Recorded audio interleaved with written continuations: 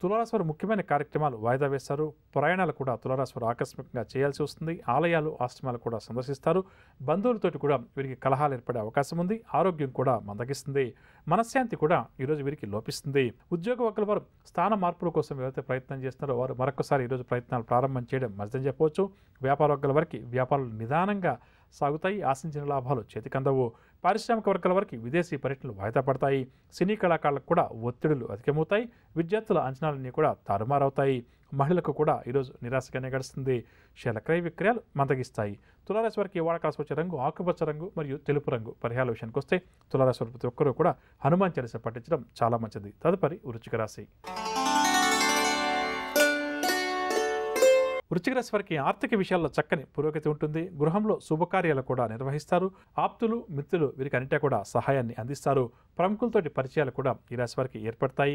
వ్యాపార వర్గాల వారు వ్యాపారాల్లో ముందడుగు వేస్తారు. మంచి విజయాలు నమోదు చేస్తారు. ఉద్యోగ వర్గాల వారు తమకు అప్పచెప్పినటువంటి బాధ్యతలు ఏవైతే ఉన్నాయో వాటిని సమర్థవంతంగా నిర్వహిస్తారు. పారిశ్రామిక వర్గాల వారు కూడా నూతన ఉత్సాహంతో కొన్ని కీలక నిర్ణయాలు తీసుకుని విజయాలు సాధిస్తారు. సినీ కళాకారులు ఏవైతే కార్యక్రమాలు ప్రారంభం చేస్తారో వాటిలో విజయం చేకూరుతుంది. విద్యార్థులకు సాంకేతిక విద్య మరియు వైద్య విద్యలో అవకాశాలు లభిస్తాయి. మహిళలకు ఆస్తి లాభ సూచనలు, షేర్ల క్రయ విక్రయాలు లాభిస్తాయి. వృశ్చిక రాశి వారికి వాడకాల్సి వచ్చే రంగు నలుపు రంగు మరియు నీలం రంగు. పరిహారాల విషయానికి వస్తే వృశ్చిక రాశి వారు ప్రతి ఒక్కరూ కూడా గణపతిని పూజించడం ఈరోజు చాలా మంచిది. తదుపరి ధనురాశి.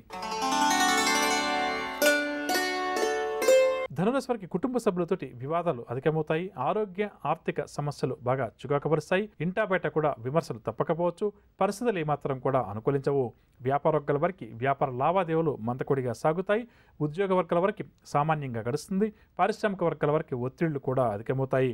రాజకీయ వర్గాల వారికి పదవులు అందినట్టే అంది చేజారుతాయి. సినీ కళాకారులు కూడా గందరగోళ వాతావరణాన్ని ఈరోజు ఎదుర్కోవాల్సి వస్తుంది. విద్యార్థులు కొంత ఓపికగా ముందుకు సాగడం మంచిది. కీలక నిర్ణయాలు తీసుకోవాలి అని చెప్పనుకునే ధనురాశి విద్యార్థులు నిపుణుల సలహా కానీ తల్లిదండ్రుల సలహా కానీ స్వీకరించడం మంచిదని చెప్పవచ్చు. మహిళలకు కూడా ఈరోజు కాస్త నిరాశగానే గడుస్తుంది. సంతానం మూలక చికాకులు కూడా ఎదురవుతాయి. షేర్ల క్రయ విక్రయాల్లో ఆశించిన లాభాలు కష్టమని చెప్పవచ్చు. ఇక ధనురాశి వారికి వాడకాల్సి వచ్చే రంగు ఆకుపచ్చ మరియు గులాబీ రంగు. పరిహారాల విషయానికి వస్తే ధనురాశి ప్రతి ఒక్కరూ కూడా ఆదిత్య హృదయ స్తోత్రాన్ని పఠించడం చాలా మంచిది. తదుపరి మకర రాశి. మకర రాశి వారి పనులు ఏవైతే ప్రారంభం చేస్తారో అవన్నీ కూడా చకచక సాగుతాయి.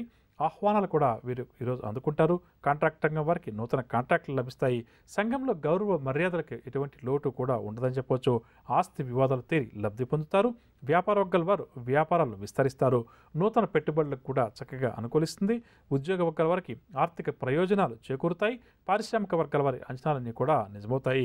సినీ, టీవీ కళాకారులకు పరిస్థితులు క్రమేపీ అనుకూలిస్తాయి. విద్యార్థులు కూడా ఈరోజు నూతన ఉత్సాహంతో గడుపుతారు.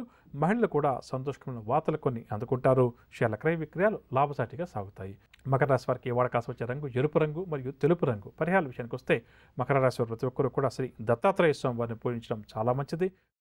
అమ్మ, అలాంటి వాళ్ళది నిజమైన ప్రేమ కాదు, అది వ్యామోహం. ఎగ్జాక్ట్లీ చిన్నత్త. నిజంగా ప్రేమించుకున్న వాళ్ళు అలా చేయరు. ఎంత మనసు విరిగిపోతే కన్న కూతుర్ని పట్టుకొని మా దృష్టిలో చచ్చిపోయా ఉంటుందా తల్లి?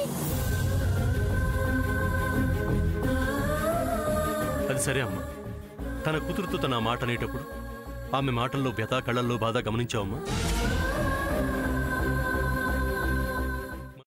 పెద్దబాబుకు బర్త్డే విషెస్ చెప్పు కూడా వెళ్ళాం కదా. ఊరికే ఎలా కాలిపోతుంది? మంట పెడితేనో పడితేనో తగలబడుతుంది.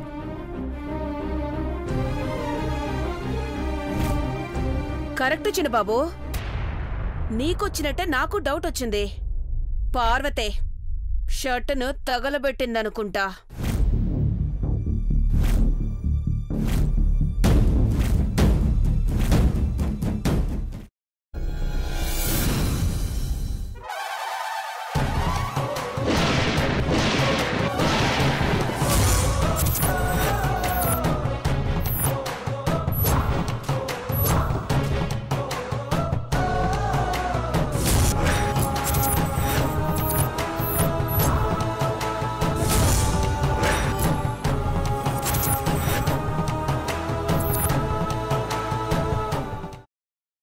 తర్వాత పొట్టు తీసేసి చాప్ చేసి పక్కన పెట్టుకోవాలి.